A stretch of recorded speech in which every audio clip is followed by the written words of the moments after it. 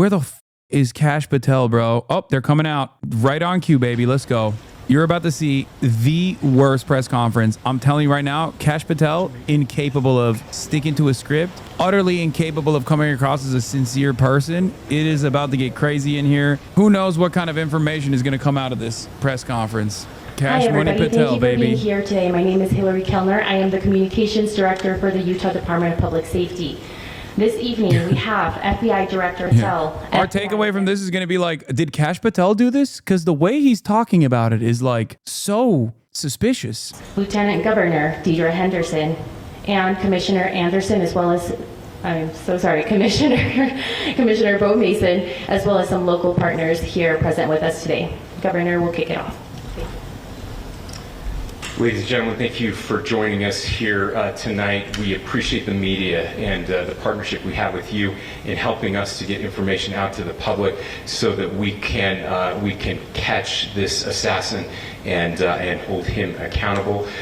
We are going to share a portion of a video and that we have of the suspect, as well as some new stills. Those have already been released, but we want to make sure that they get as much attention as possible so that we can get help from the public in tracking down this evil human being. So we're going to cue up the video right now. Show that. I've asked Commissioner Bo Mason if he would narrate to you what is happening in this video. I'm done. If the TMZ watermark is on that, I'm going to lose my fucking mind. Okay, it's not. It is a new video. If you look up Okay. to the top left, you'll see the building where the shooter was proned out in the top left corner. We'll go ahead and play that video, and I'll narrate as we walk through that. They have nothing, by the way, which is crazy. So here you see the suspect ran behind that upper building. He's going to come out on the right, moves to this far right corner. As he does, he's going to climb off the edge and then drop down to the ground. As he did that, he left some palm impressions. There's some smudges and some places we're looking to collect DNA. There's a shoe imprint where we believe the suspect is clearly identified as wearing Converse tennis shoes. Again, we'll replay that again so you can get another view of that. It's important to note his black t-shirt, his black pants, and there appears to be some white on the soles of those Converse tennis shoes. Those are all identifiable items that we're looking for. In the stills that are going to follow this, you're going to see a very distinctive t-shirt with an American flag and appears to have an eagle on it. There's also a baseball cap with a triangle on it. Dude, that's crazy. A pair of sunglasses. All distinctive, all things that we would ask the public to look for and try to identify if they know someone who has those items, who has been seen wearing those items. We're looking for all that information. Here you see the suspect after dropping off the building. He moved around across this grass area, around the parking lot. We're going to pan to the right.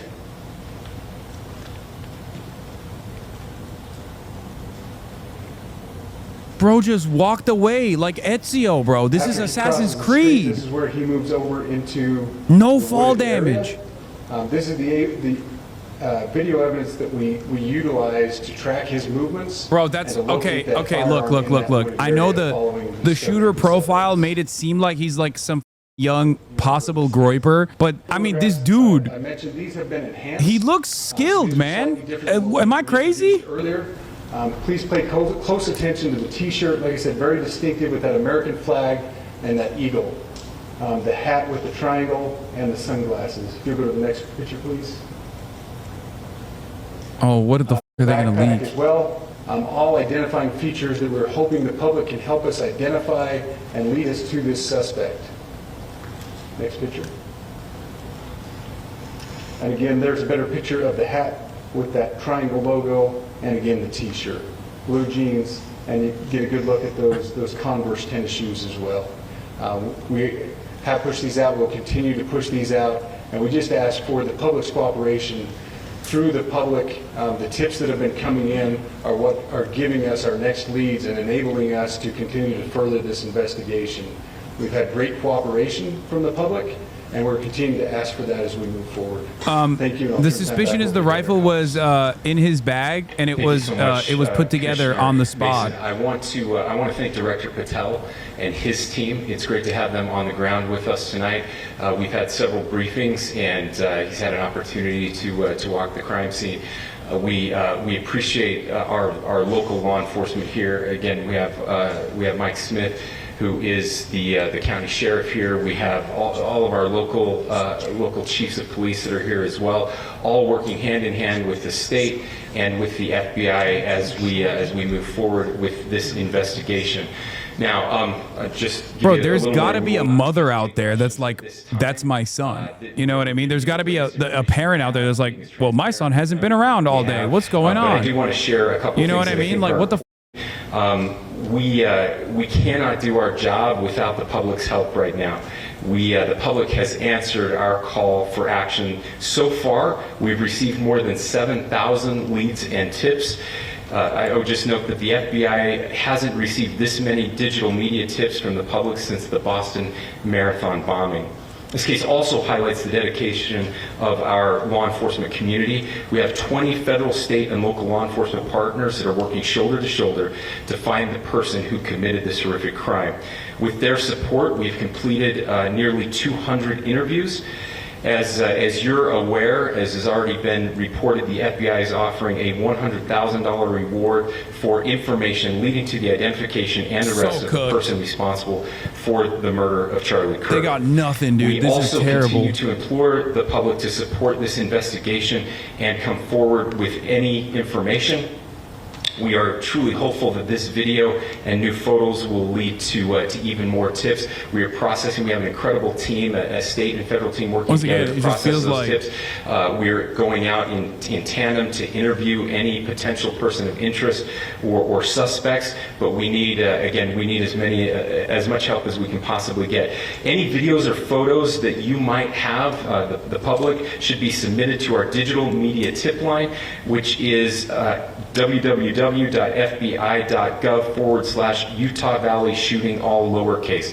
Again, that is fbi.gov/Utah Valley shooting, all lowercase. You can also provide general tips about the shooting by calling 1-800-CALL-FBI. That's 1-800-CALL-FBI, or at tips.fbi.gov.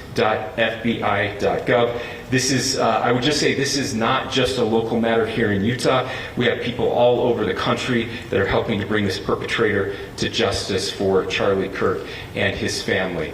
I will just add as well that, as was mentioned, there is a lot of forensic evidence that is being processed right now at both the state lab and the federal labs, federal lab on the East Coast.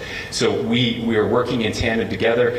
I would also just add a word of note for those people who are spending so much time on social media.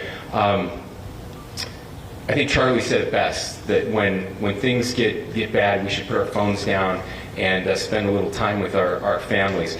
Okay, this guy really loved Charlie Kirk, by the way. We are tracking our team, the state team, and I'm sure the federal team as well. What we're seeing is our adversaries loved him, dude. China, we have bots from Russia, China, all over the world that are trying to instill disinformation and encourage violence. I would encourage you to ignore those, to turn off those streams, and spend a little more time with our families. We desperately need some healing. We'll have more to say about that in the days and weeks to come. More than anything, we are going to catch this person. Last thing I will just say is we've been working with our attorneys, getting everything that we need, affidavits ready, so that we can pursue the death penalty in this case, and that will happen here in the state of Utah. Again, to the public, to those who are grieving, thank you for your prayers. I know we are feeling those prayers. I know the Kirk family is feeling those prayers as well. We pray that God will bless our nation at this very dark time. We can start healing by finding this perpetrator and holding him accountable, and we need your help to do that. Thank you.